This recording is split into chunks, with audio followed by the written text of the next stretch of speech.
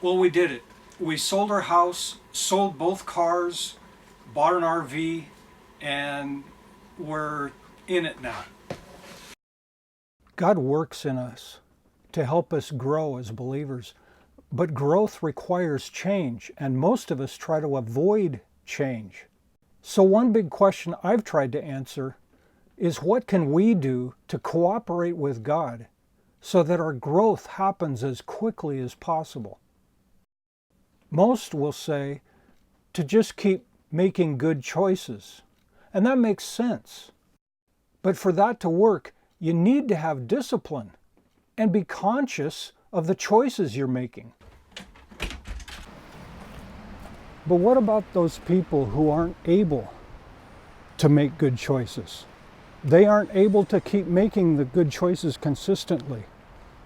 Some people struggle with secret areas of sin for so long that they lose any discipline that they once had. And making good choices consistently is difficult.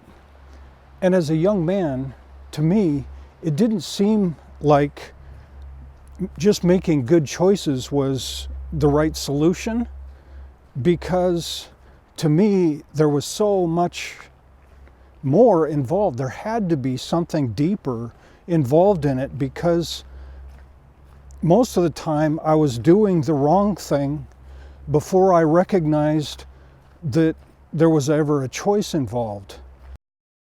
I simply was not aware of ever really having made a choice at all.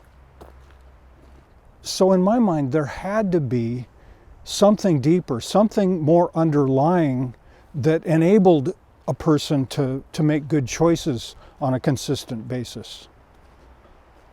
So I set out to study the scriptures, and I spent 10 years doing that, trying to understand what the Bible said about change.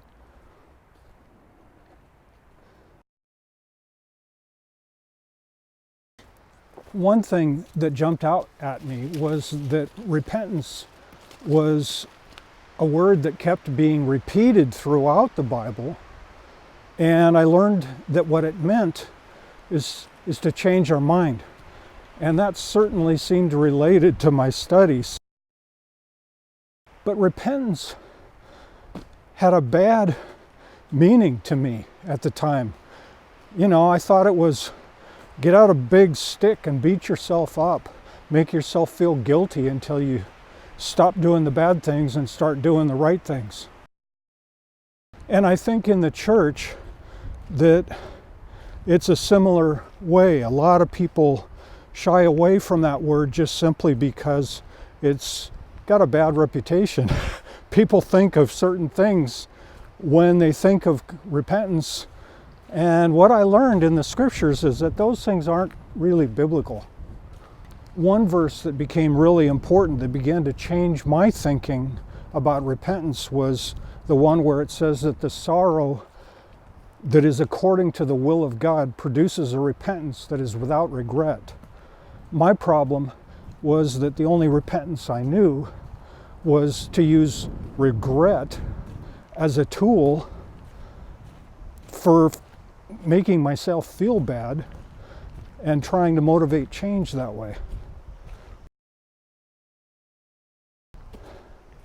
Another verse was where it says that the anger of man does not achieve the righteousness of God. And I wanted righteousness. I wanted integrity desperately. But all of my anger wasn't achieving the righteousness of God in my life. It wasn't producing the righteous living that I longed for. So everything I knew about repentance had to change.